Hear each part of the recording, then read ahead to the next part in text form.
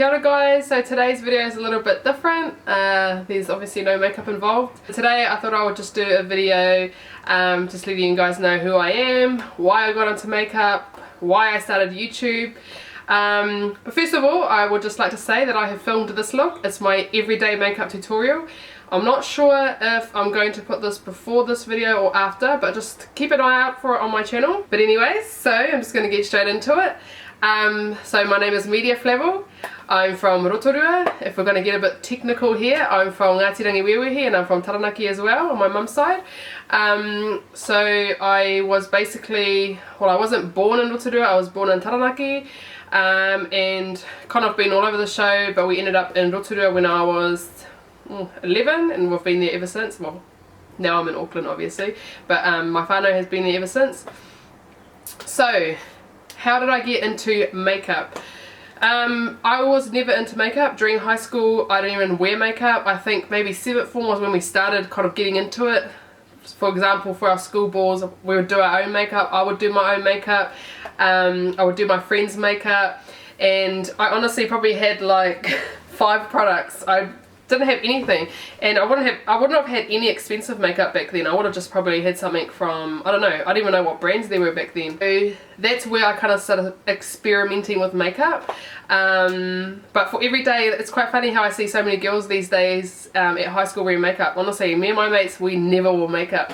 But that's cool, that's cool. Times are changing, So anyways, so I went, my kind of dream at that time was to work in television. I wanted to be an actress, I wanted to be a presenter, so I was always kind of, I don't know, wanting to be in the film industry, TV and film industry. So I moved up here to Auckland and I went to film school here. I started working in production, which is kind of behind the scenes, working, I don't know, kind of like organising all the film shoots, the TV shoots, all of that. My first show I ever worked on was Code, my TV sports show, which I absolutely loved. From there I would always just kind of, because it was a live TV show, so at night I would always just watch the makeup artists. I don't know, I just would always honestly just admire what they did. I would just love just being a little tutu and playing around with the makeup, and I was really fortunate back then because the makeup artist, Kelly, if you're watching this, back then I would just always ask her a million questions and I'd just be so fascinated in what she was doing. And then from there, kind of, I don't know, I just found this love for makeup. You know, I didn't have much money back then. I was a uni student, and so I think I only owned, and to this day I still have it. I'm gonna find it. I only owned 2 eyeshadows, and it was one of the black shades from MAC. Can't remember what it was called, I've lost it, I don't know where it is now. It was a black shade, and I owned this, and I've still got it. So this is, God, I'm 27 now, so that would have been when I was 18. Not good at math, so I'm not going to figure that one out, but this is Woodwinked by MAC. These were the 2 shades, I'm not even kidding, these are the 2 shades that I had, and I would always just do a smoky eye. Just a smoky eye. That's basically all I knew how to do, but it was my favourite look, and to this day it's still my favourite look. So this is kind of like a bronzy, I don't know, this, just excuse that, it's from my, I don't know if you can see that, can you see that? Yeah, look. So that's Woodwink there, that's from my brows, so just ignore that. But so yeah, so I had this, and I had that black shade, and then I think I was using Maybelline back then for foundation, and I would have just had a powder, and I obviously would have had a mascara. It's probably all I had. I didn't do blush, I didn't do bronzer, didn't do any of those other things that we have now, well, that we do now. So that's all I would use. And so at uni I would do everyone's makeup when we would go out. All my friends, I would do their makeup, and then yeah, honestly that's just where my passion just came instantly. I just absolutely loved makeup. The following year I actually went and studied at Samara Robinson Academy up here in Auckland, made some amazing friends. I did that for about, I think it was 5 months, so I just quickly did that course, and I was still working in production on the side doing TV work. And then as soon as I finished with my makeup, I was like, yeah, let's do it. I'm going to get straight into makeup, I'm going to be a makeup artist. Then honestly, as soon as I was qualified and I was ready to be a makeup artist, I got out there and started, and I absolutely hated it.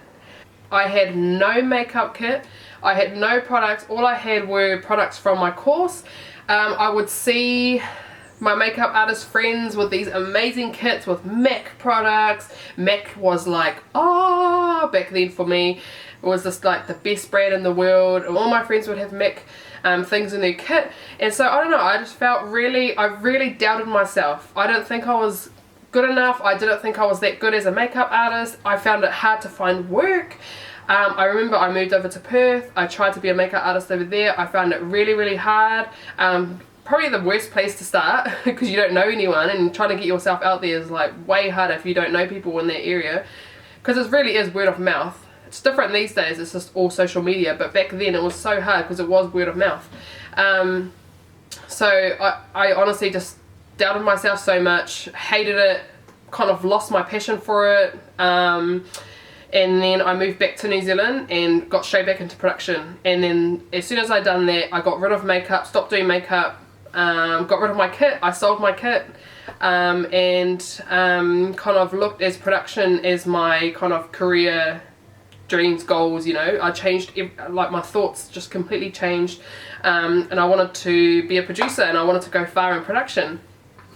So I worked in TV for 6-7 years. I realised that working in production wasn't for me. Don't get me wrong, I had the most amazing experiences. I learned so much. I got really far. I became a production manager, which was like a dream of mine in itself, but you kind of had that, I don't know, I think it's just that weight that's on you when you just know that you're not doing what you are supposed to be doing, what you want to be doing, what you love doing. So I started to struggle in my job because I wasn't happy. I knew it wasn't what I wanted to do. In the back of my head, you know, you've still got your little hobby, your little passion in the back of your mind that keeps popping up, and you just, I don't know, some of you will get me, right? It's just, you just know that you need to go back to what you really, really love to do. And so for me, I think I was just scared because I remembered about how when I was in Perth and I was starting off as a makeup artist, how much I hated it. I was scared that I didn't have the skill anymore. I was scared that, yeah, I don't know, I was just scared of taking the risk, leaving my full-time job, my good paying job, and going to be a makeup artist. So with a very supportive partner in whānau, they kind of pushed me to go for it, to follow my dreams. I made sure that I was in a good place to leave my job, leave my good paying money. Every payday I would just start, just a small amount of money I'd always put away every week to start buying little bits and pieces to start building up my kit, to make sure that, yeah, I just had something to be able to start. I had the good talk with my family and my partner to make sure that it was the right decision, that it would work for me, and that they had that I had their support. It was, I don't know, that was it. I just took the risk. And got straight into it and started being a makeup artist, and it was the best decision I have ever made in my life. I don't know, I kind of like found my happiness again. I found my passion. I don't know, it's just different when you're doing something you absolutely love. It's just so different. So yeah, I got straight into it, started doing makeup down in Rotorua, and knew I needed to kind of spread my wings a bit. I knew that Auckland City would be the place for me to go to kind of get myself out there, and actually make a name for myself within this industry up here. So when I started being a makeup artist again, I did a lot of research. So I jumped on the internet to see what were the latest trends, what's going on with the makeup world. I've been so out of date, I've been out of the loop. I wouldn't even have a clue what's going on in the makeup world anymore. So I jumped online, had a look, and honestly everything that I was seeing, we didn't learn back at makeup school when I was there. So contouring, highlighting, that, none of that existed when I was at my makeup school, honestly. And so I was just like, whoa, I feel like I'm teaching myself how to be a makeup artist again, because it's all these latest trends, all these new things, all these new products, these new brands. Anastasia Beverly Hills, which is my ultimate favorite brand right now, didn't even know about it until last year. And I was just like, I was really blown away. I was watching YouTube tutorials, just so, I don't know, you want to feel like you know what you're doing. If clients came up to me and they were like, hey, can you contour my face or whatever, and I'm, what are you talking about? What's contouring? It would have been like that. So for me, I had to just learn really quickly what I had been missing out on. So yeah, from there I basically just started to get myself out there, started a Facebook page, an Instagram page, and would just, I don't know, just post a lot of photos. I would just post a lot of discounted makeovers so that people would come to me. Yeah, I just worked really hard in that first year. So in December it will be exactly a year that I became a makeup artist, so it's pretty exciting. It's been a whole year almost, and I have to say I worked really hard in that first year to try and get myself out there. Everyone knew me as the girl that worked in TV behind the scenes, but not as a makeup artist. No one knew me as a makeup artist, so it was that, having to start again. If you see me rocking, it's because my son's here, he's asleep just down below, and I'm just rocking him in his rocker. Yeah. But yeah, it was kind of like starting from scratch all over again, kind of letting everyone know, hey, I'm a makeup artist, guys. If you ever need makeup, come and see me. Yeah, so that's basically how I started. Now I'm up here in Auckland, took the big risk and spread my wings, flew up here with my family, started off fresh up here in Auckland City, and yeah, best decision of my life. We love it up here. Have met so many amazing people, so many amazing clients who keep coming to me. I love you guys. I don't know, and it makes it special because I'm here at home. I can do it here with my kids, work around my own hours, and yeah. So that's basically of how I become a makeup artist. Yeah, for now, for YouTube, why did I get into YouTube? I get messages all the time from people asking me so many different questions. Well, actually it was kind of like the same questions from everyone, but it was a lot of different people. And so I found myself repeating myself a lot to all these different people. I actually really enjoyed helping these people.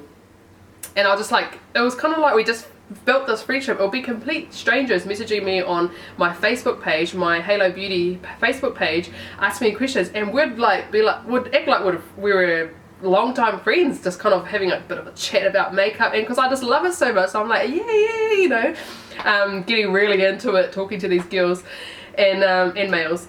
I just kept getting suggestions like, do a YouTube channel, do tutorials, do makeup tutorials on Facebook, and can you teach us how to do smoky eyes? Can you teach us how to do brows? And honestly, I was like, hell no, I'm not doing that. No, hell no, I'm not going to get in front of a camera like that. Even though, you know, back then my dream was to become a presenter, it's so different because these people that are watching, just like how you are now, kind of, it's like they rely on you. So you have to know what you're doing, you have to be confident that you know what you're doing, what you're talking about, and so it's really scary. A lot of you would have known I started Ahua with a friend from Rotorua called Amanda Ashton, who is an amazing makeup artist down in Rotorua. I hit her up and I said, hey, please do this with me. So many girls are asking and I can't do it on my own, can you do it with me? She had been getting the same from a lot of people down there as well, and so, but this was when I was living down in Rotorua, so we would do it together, and we started off our videos together, which were really awesome. Obviously I moved up here to Tamaki, and so that's when it became tricky, and I said to her, well, I don't know how it's going to work with me being up here and you being down there, but I really love doing YouTube videos. And so when I got up here, I decided, okay, about time you fly on your own little wings and you do your own thing, and you do your own YouTube videos. I started my YouTube channel maybe beginning of this year, maybe February. So yeah, I've been doing it ever since then. But I had a big break because I had my son and I was pregnant and I didn't really have the energy, have the time to do YouTube. So I took a big break, but I'm back. And so now I'm doing YouTube at home in my spare time. It is time consuming. It is really hard to find time to do it. It's basically, you basically have to treat it like a full-time job, but you're not getting paid. But that's why you just have to have the love, you have to have the passion for it, to have the patience and the energy to do these videos. But the best part for me is when I receive messages on Facebook, Instagram, emails of people thanking me and saying, you know, thank you so much for those videos, and you've taught me so much, and I loved your videos. And honestly, I'm like sitting next to my partner in bed and I get these texts and I'm like, oh my god, read this. It just makes me so happy. So that's why I continue to do what I do. As hard as it is finding time to do this, I absolutely love it. I love helping you guys out, especially when you guys give the suggestions of what you want to see, and then when I do it. And yeah, it's just It's just so much fun for me and I really love it. That's basically it. Hopefully I haven't left anything out. I did ramble on a bit, but that's basically it for me. Be you, be yourself, find your own style, see what works for you. I don't know, that's just my little closure. I really hope you enjoyed this video. Something a bit different for you guys to get to know me a little bit more. Yeah, I'll see you guys in my next video, but please let me know what you thought about this. Yeah, if there's other videos that you guys want me to film, let me know. I've got quite a big list from all of you. I'm getting there slowly, but I have my priorities of my kids first and my whānau first and you guys second. Ka kite.